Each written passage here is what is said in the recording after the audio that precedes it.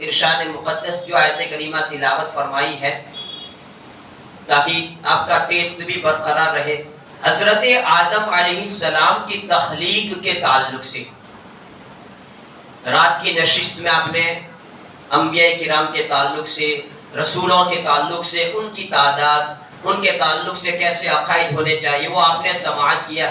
آج خصوصی طور پر حضرت آدم علیہ السلام یعنی اس شخص کے تعلق سے جو روئے زمین کے سب سے پہلے مانو ہے، جو مانو پیتا ہے، جو ابو البشر ہے، جو ہر انسان کے باپ ہے۔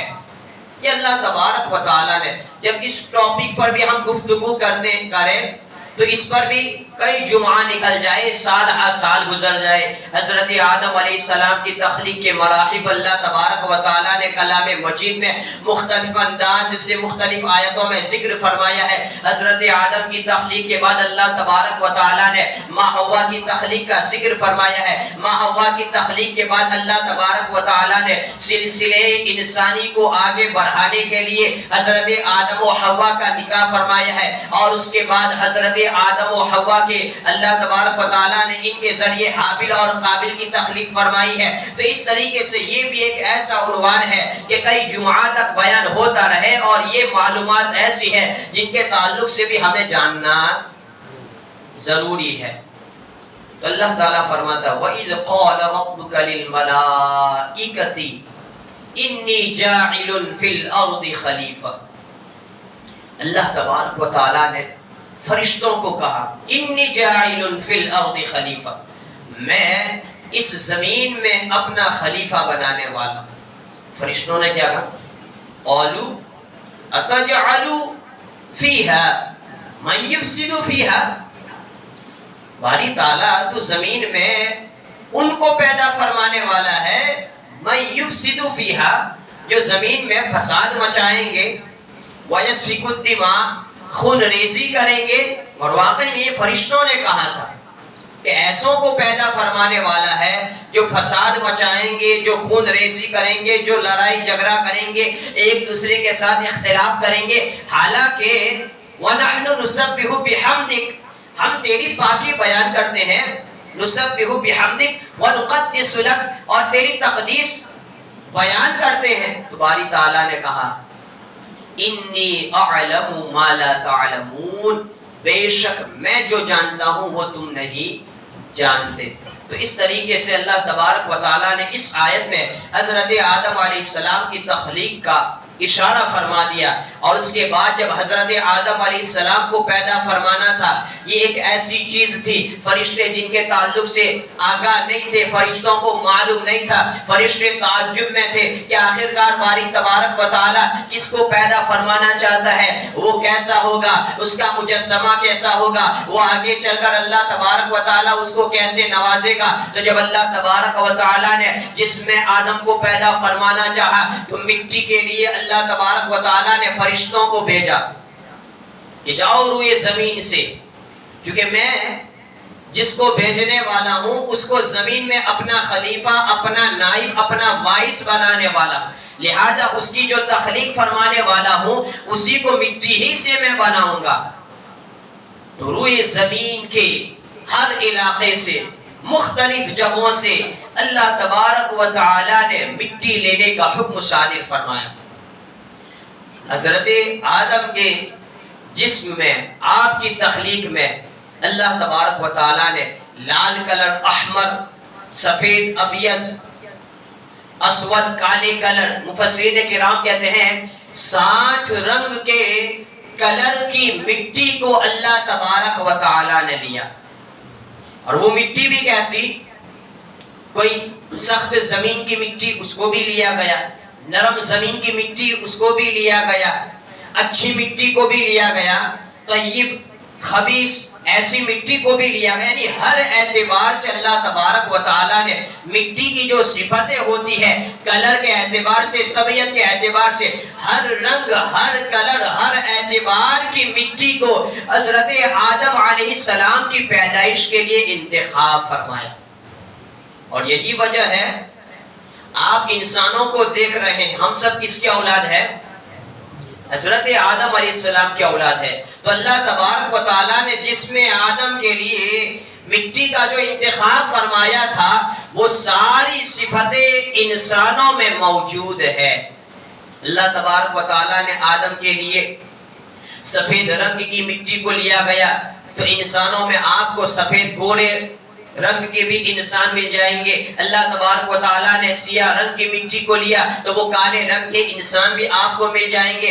اللہ تبارک و تعالیٰ نے سرخ رنگ کی مٹی کو بھی لیا گیا تو اس اعتبار سے اس کلر والے افراد بھی آپ کو مل جائیں گے. اسی طریقے سے اللہ تبارک و تعالیٰ نے نرم مٹی کو لیا گیا تو کچھ اتنے موم ہوتے ہیں, کچھ کے دل اتنے نرم ہوتے ہیں کہ آپ ان کے سامنے بات کریں وہ پگھل جاتے ہیں. اسی طریقے سے اللہ تبارک و تعالیٰ نے سخت قسم کی مٹی کو بھی لیا گیا تو اسی طریقے سے انسانوں میں آپ کو پتھر دل بھی نظر آئیں گے, ان پر کسی بات کا کوئی اثر ہوتا ہی نہیں ہے. اللہ تبارک و تعالیٰ نے اسی طریقے سے اچھی جگہ کی مٹی کو لیا گیا تو ایسے انسان بھی آپ کو نظر آئیں گے جو پاک ہوتے ہیں, جو صاف ستھرے ہوتے ہیں, جن کے دل منزہ ہوتے ہیں, جن کے دل بہت ہی طیب ہوتے ہیں. اسی طریقے سے اللہ تبارک و تعالیٰ نے مٹی کے انتخاب میں خبیث خباثت ایسی مٹی کو بھی لیا گیا تو انسانوں میں آپ کو ایسے بھی مل جائیں گے. تو انسانوں میں ان کے کلر کے اعتبار سے, ان کی طبیعت کے اعتبار سے جو بھی چیزیں آپ کو نظر آتی ہیں الگ الگ, ایک انسان ایک آدم کی اولاد ہونے کے باوجود ان کی صفتیں الگ الگ ہیں. یہ سارا کا سارا اس وجہ سے ہے کہ اللہ تبارک و تعالیٰ نے جس انسان کو سب سے پہلے پیدا فرمایا ہے اس کے مجسمے میں اس نے اس قسم کی مٹی کو شامل فرمایا تھا. تو مفسرین کرام کہتے ہیں 60 رنگ 60 کلر کی مٹی کو اللہ تبارک و تعالیٰ نے جمع کیا. جب مٹی کو لیا گیا تو مٹی نے رونا شروع کیا.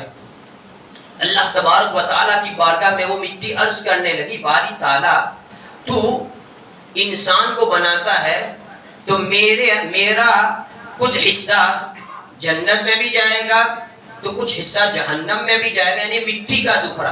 خدا کی بارگاہ میں مٹی نے عرض کیا کہ باری تعالیٰ جب تو بنائے گا تو کچھ ایسے ہوں گے جو جنت میں جائیں گے لیکن کچھ جہنم میں جائیں گے, تو میرا کچھ حصہ آگ میں جلے گا.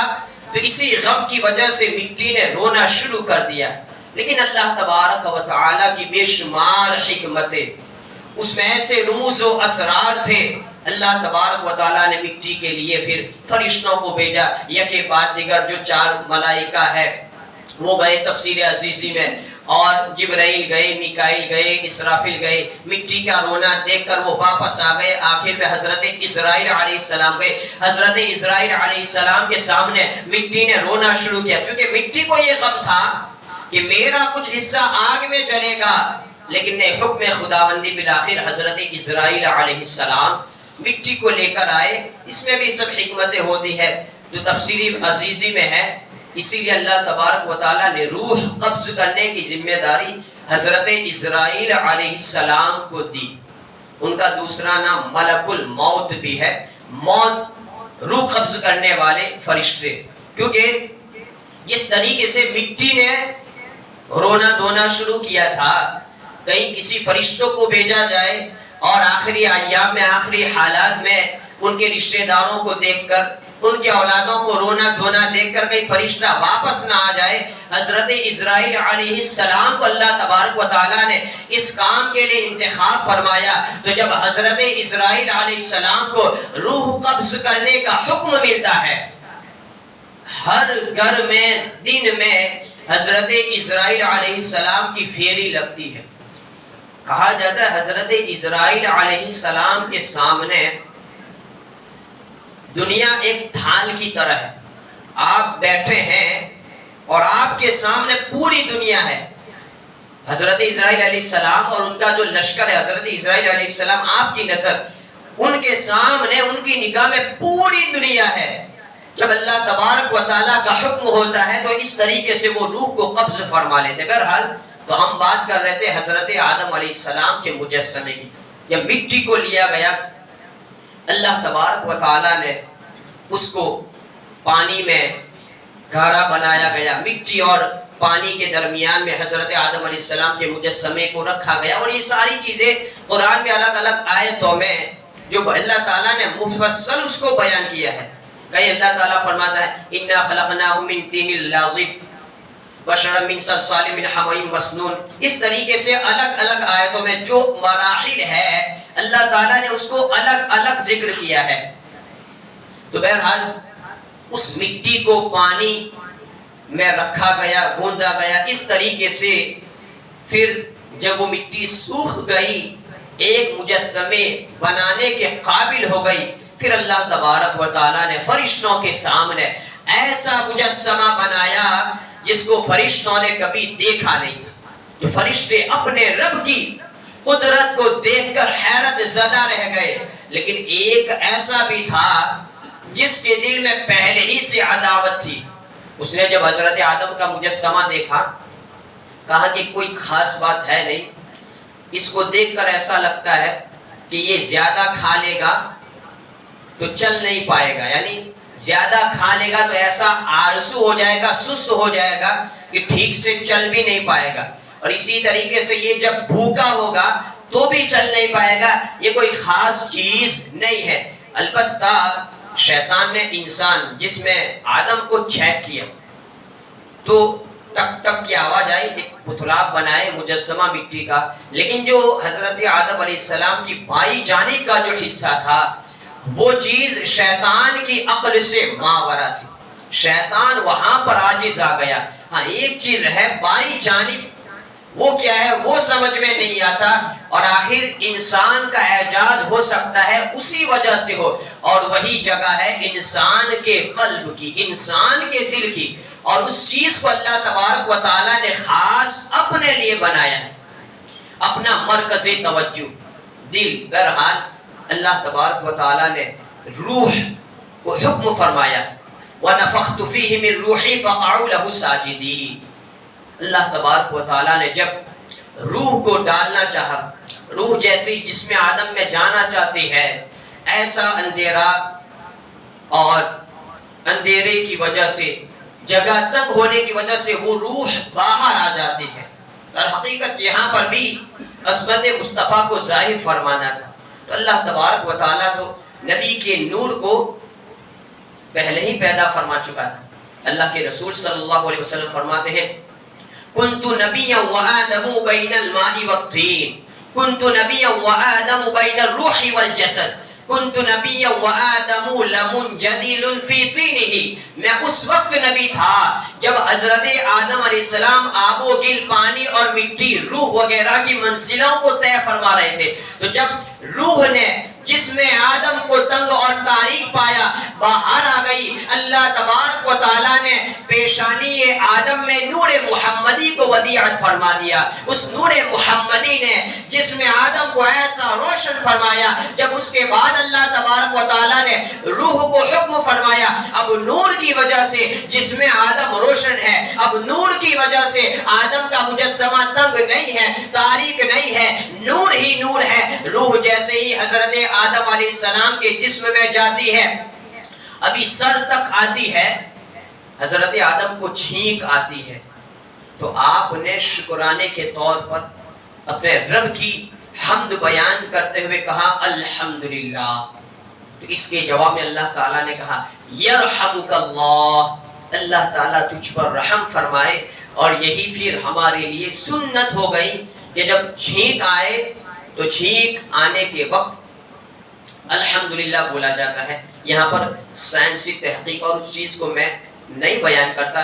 کیوں الحمدللہ، کیوں تعریف کرنا ہے؟ اگر آپ انٹرنیٹ وغیرہ پر سرچ کریں گے تو آپ کو پتا چل جائے گا. چھینک آنے کا مرحلہ میڈیکل اعتبار سے ایک ایسا مرحلہ ہے کہ ممکن ہے کہ چھینک کے درمیان تمہاری موت بھی ہو جائے. یعنی تمہارے جسم کی میڈیکلی کنڈیشن ایسی ہو جاتی ہے، اچھا خاصا تندرست انسان بھی چھینک کی وجہ سے بھی اس کا انتقال ہو جاتا ہے. لیکن جب چھینک ہم کھا لیتے ہیں، پھر اپنی نارمل پوزیشن میں آ جاتے ہیں، تو اللہ تبارک و تعالیٰ کا اتنا بڑا اس کا کرم کہ باری تعالیٰ تو نے مجھے بچایا، تو اس لیے ہم اس کی تعریف کرتے ہیں. اس پر میرے پاس ایک رسالہ تھا، پورا ایک لیکھ تھا. انہوں نے کہ مسلمانوں کا جو بھی حکم ان کا جو بھی ہوتا ہے وہ کچھ نہ کچھ ہوتا ہے. تو ایک سائنٹسٹ نے اس پر ریسرچ کیا کہ صرف چھینک آنے پر الحمدللہ یعنی رب کی حمد بیان کرنا، تو اس پر اس نے پورا ریسرچ کیا کہ چھینک آنے پر انسان کی کنڈیشن کیسی ہو جاتی ہے۔ بہرحال تو چھینک آتی ہے تو ہم کیا کہتے ہیں؟ کہتے ہو کہ نہیں؟ ٹائمت کیسے کام میں اتنی بیزی ہوتے، تو یہ عادت جو ہوتی ہے بچوں کو پہلے ہی سے، تو چھینک آتی ہے تو کہیں پر بھی ہوتی ہے، کہیں پر بھی ہم ہوتے ہیں الحمدللہ کہہ دیتے۔ جن کو عادت ہی نہیں ہے تو ایسی ہزاروں چھینک آ جائے ان کو کوئی فرق نہیں پڑتا ہے۔ تو یہ حضور کی سنت ہے، چھینک آنے پر الحمدللہ کہو اور زور سے کہو، تو سننے والا جو ہوگا وہ کہے گا یرحمک اللہ، اللہ تعالیٰ تجھ پر رحم فرمائے۔ جب اس نے ہمیں دعا دی تو ہم اب اس کو دعا دیں، آپ کہیں جزاک اللہ، اللہ تعالیٰ بھی تجھے بدلہ عطا فرمائے، یا پھر آپ کہیں یہدیک اللہ یہدیکم اللہ، اللہ تعالیٰ تجھے ہدایت عطا فرمائے۔ تو بہرحال اس کے بعد جب روح پورے جسم میں سرایت کر گئی تو اللہ تبارک و تعالیٰ نے جب آدم علیہ السلام کے جسم میں سرایت کر گئی، اللہ تعالیٰ نے حکم دیا اے آدم اب فرشتوں کو سلام کرو۔ تو حضرت آدم نے فرشتوں کو سلام کیا، السلام علیکم۔ اس کے جواب میں فرشتوں نے آدم کو جواباً سلام کہا، وعلیکم السلام۔ اللہ تعالیٰ نے کہا اے آدم اب تیری اولاد کے لیے یہی سلام ہے۔ اسی لیے ہم آپس میں ایک دوسرے کے ساتھ ملتے ہیں جو سلام کرتے ہیں، السلام علیکم ورحمۃ اللہ وبرکاتہ، وَإِذَا حُيِّيتُم بِتَحِيَّةٍ فَحَيُّوا بِأَحْسَنَ مِنْهَا أَوْ رُدُّوهَا، قرآن کی آیت ہے، اور سامنے والا جواب میں وعلیکم السلام ورحمۃ اللہ وبرکاتہ۔ تو یہ اسی وہاں سے یہ سلسلہ جاری ہے جو سلام کلام۔ بہرحال اس کے بعد جب آدم علیہ السلام کے جسم میں روح بھی پھونکی گئی، اللہ تبارک و تعالیٰ نے آدم کو مسجد الملائکہ بنانے کا حکم دیا۔ یعنی اب کہا وعلم آدم الاسماء، یہ آیت ہے اس کو بھی لے لیں۔ اللہ تعالیٰ نے انی اعلم ما لا تعلمون، فرشتوں کو کیا کہا تھا؟ میں جو جانتا ہوں وہ تم نہیں جانتے۔ پھر اس کے بعد اللہ تعالیٰ نے ارشاد فرمایا وعلم آدم الاسماء كلها، آدم کو اللہ تبارک و تعالیٰ نے ساری چیزوں کے ناموں کا علم دے دیا۔ ثم عرضهم على الملائکہ، پھر فرشتوں کے سامنے ان چیزوں کو رکھا۔ اللہ تعالیٰ نے فقال انبئونی باسماء ہؤلاء، کیا تمہیں ان چیزوں کے نام معلوم ہے؟ ان کنتم صادقین، کیا تم جو کہتے ہو کہ آدم کو کیوں پیدا فرما رہا ہے باری تعالیٰ، تو اللہ تبارک و تعالیٰ نے ساری چیزوں کو فرشتوں کے سامنے رکھ کر کہا کیا ان کے نام تمہیں معلوم ہے؟ تو فرشتوں نے کہا قالوا سبحانک لا علم لنا الا ما علمتنا، باری تعالیٰ باقی ہے تیری، ہم کچھ نہیں جانتے سوائے تیرے بتانے کے، انک انت العلیم الحکیم، بے شک تو جاننے والا حکمت والا ہے۔ فرشتے یہاں پر انسان کے سامنے آدم کے سامنے عاجز آ گئے، اس لیے کہ اللہ تبارک و تعالیٰ نے قیامت تک ہونے والی، پیدا ہونے والی، بننے والی جتنی بھی چیزیں ہیں، اللہ تبارک و تعالیٰ نے ان ساری چیزوں کے ناموں کا علم حضرت آدم علیہ السلام کو عطا فرما دیا۔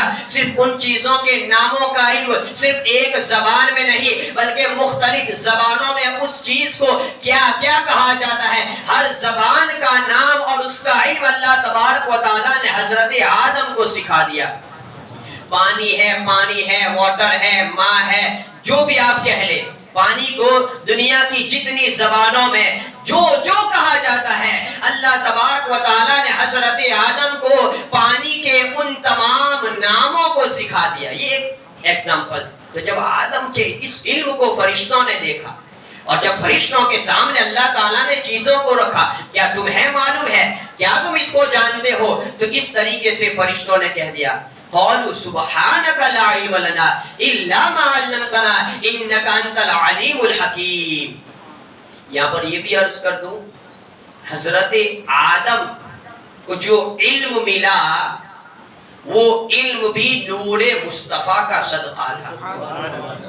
اللہ تعالیٰ نے حضرت آدم کو بھی جو علم عطا فرمایا وہ ہمارے نبی کی وجہ سے ہے۔ تو ایک آدم ہے جس کی تخلیق نور محمدی کی وجہ سے ہے، ایک آدم ہے جن کو مسجد الملائکہ بنانا نور محمدی کی وجہ سے ہے، ایک آدم ہے جن کو ناموں کا علم دینا نور محمدی کی وجہ سے ہے، تو اس مصطفیٰ جان رحمت کا علم کیا ہوگا؟ اس لیے اللہ تعالیٰ فرماتا ہے وَعَلَّمَكَ مَا لَمْ تَكُنْ تَعْلَمْ، اے محبوب آپ جو نہیں جانتے ہم نے آپ کو بتا دیا۔ تو قیامت تک ہونے والی چیزوں کا علم اللہ تبارک و تعالیٰ نے آدم کو دے دیا، کون پیدا ہونے والا ہے، کون کیا کرنے والا ہے، کیا چیز بننے والی ہے، تو یہ علم غیب نہیں ہے تو اور کیا چیز ہے؟ تو علم غیب تو اللہ تبارک و تعالیٰ نے آدم کو پہلے ہی سے دے دیا تھا۔ جس آدم کو جس نبی کی وجہ سے ملا ہو، کیا وہ نبی علم غیب جاننے والے نہیں ہوں گے؟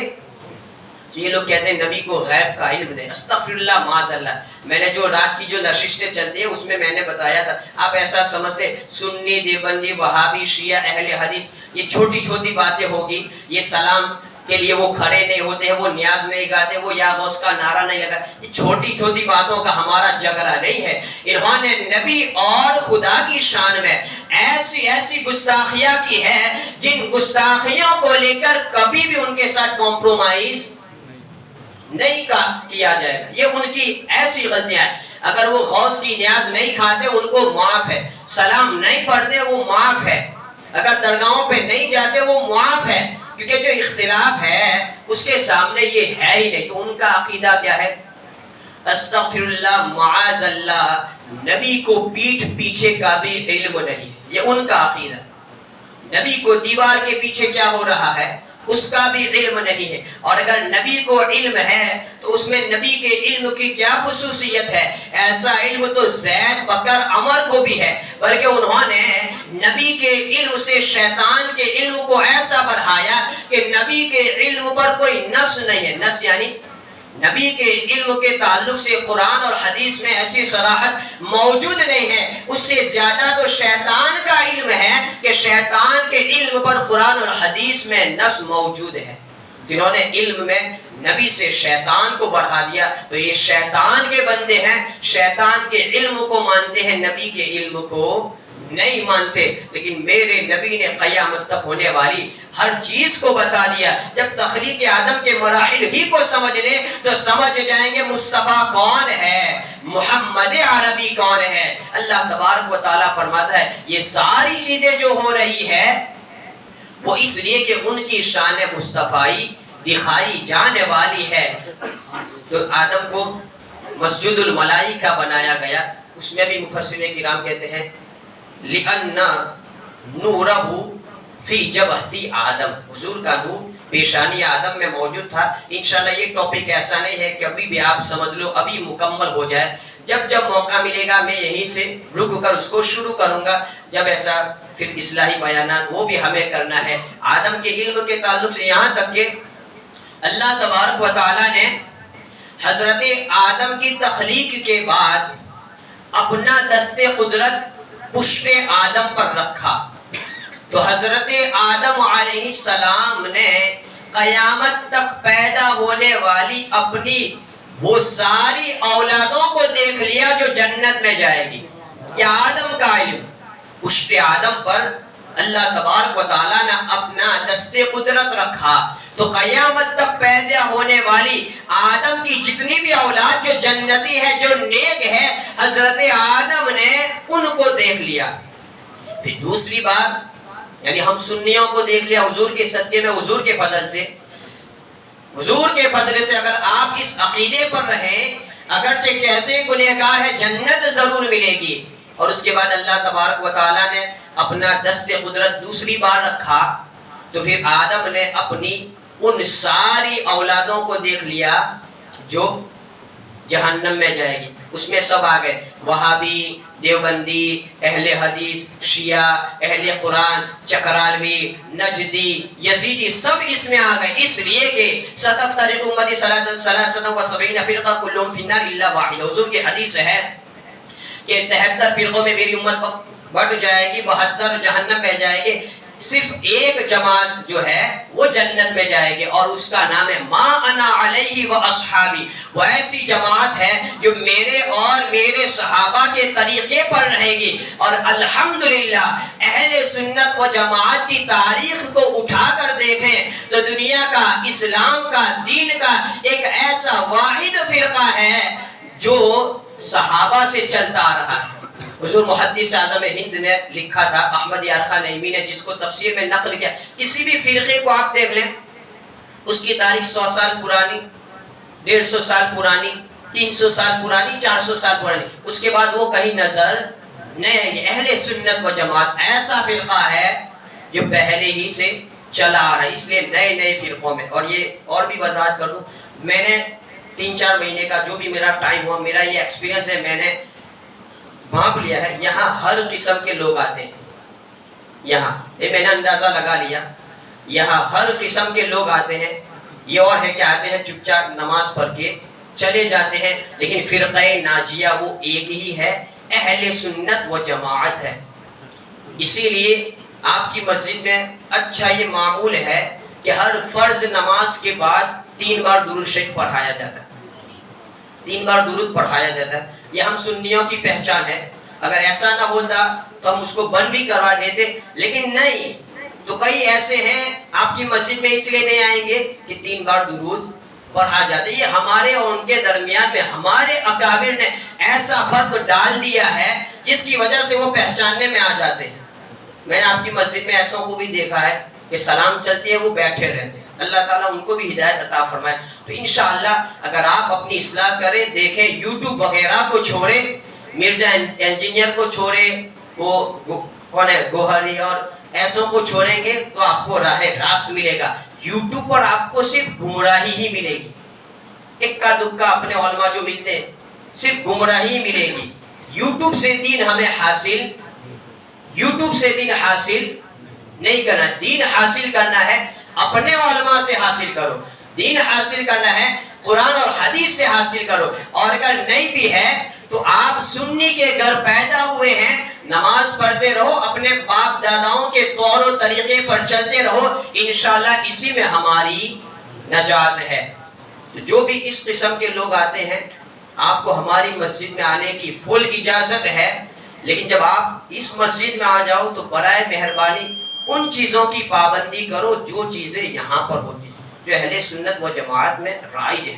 کیونکہ آپ کو دیکھ کر کوئی دوسرا بخیرہ نہ پیدا کرے. ایسے قسم کے بھی لوگ آتے ہیں. لہذا ہم حنفی ہیں، سنی ہیں، قادری چشتی بزرگوں کے ماننے والے ہیں. لہذا نماز جب پڑھی جائے گی تو ہاتھ کہاں رکھا جائے گا؟ یہ طریقہ ہے. یہاں پر ناف کے نیچے یہ حنفیوں کا طریقہ ہے. اسی طریقے سے سنی جو پکے ہوتے ہیں وہ نماز کے بعد 3 بار درود پڑھتے ہیں، اور ایسے جو ہوتے ہیں وہ نکل جاتے ہیں، بھاگ جاتے ہیں. بہرحال اللہ تبارک و تعالیٰ آپ سب کی اصلاح فرمائے. انشاءاللہ وہ سارے بیانات بھی آپ کو سننے کو ملیں گے. وآخر دعوانا الحمدللہ رب العالمین.